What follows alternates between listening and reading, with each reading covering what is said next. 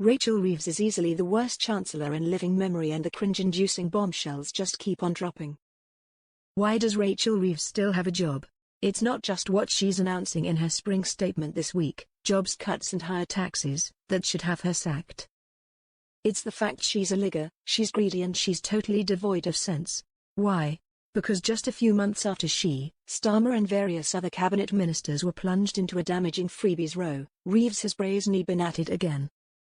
First, we discover the woman, who together with her husband is on a joint income of nearly £400,000, took free £600 seats in a VIP box for a Sabrina Carpenter concert. Nope, I've never heard of her either.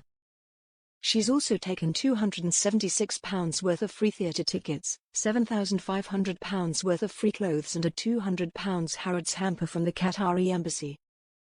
Even some of her own cabinet colleagues are now disgusted at what she's done, the major one being Transport Secretary Heidi Alexander, who threw the Chancellor under a bus yesterday, saying she, personally, had never taken free tickets since becoming an MP and that she was far too busy working to attend concerts. "I actually haven't been to any concerts at all because I'm very busy," said Ms. Alexander. "I've got to prioritize my time, and when I've got time off, spending it with my husband and family is a more attractive option to me." Ouch, a sucker punch if ever there was one! What is it with this woman? Has she no respect for the high office she holds? Has she no respect for herself? Does she not see this kind of greed brands her the worst kind of freeloader and a laughingstock not to be taken seriously?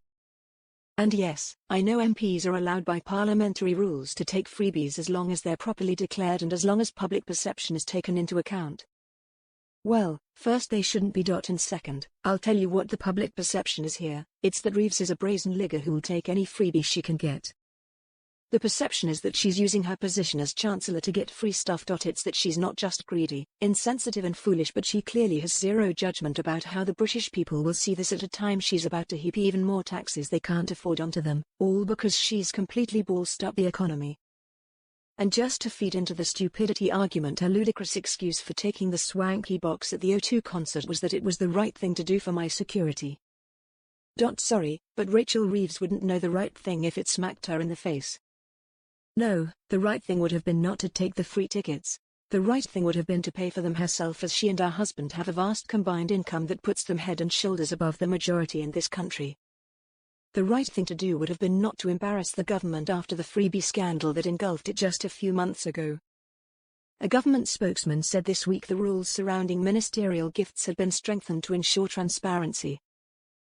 Well, clearly Reeves didn't get the memo, or maybe she thinks the rules don't apply to her. Either way, her arrogance is towering. But then can we be surprised at her skanky behavior when we have a leader who has done exactly what she has, taken a free box at Arsenal, and then also insisted it was about his security? Starmer also took thousands of pounds worth of free clothes and specs from one of Labour's biggest donors, Wahid Ali. The fact is the PM can't sack Reeves for embarrassing the government because he's done what she has. Do you remember how the Labour Party howled and screeched whenever anyone in the last Tory government took freebies? They almost burst blood vessels in their condemnation. But the minute they got into power, all the anger was forgotten, and people like Starmer and Reeves couldn't wait to grab what they could get. It's a terrible look, and the fact Reeves still can't see it shows just how ill-suited she is for government.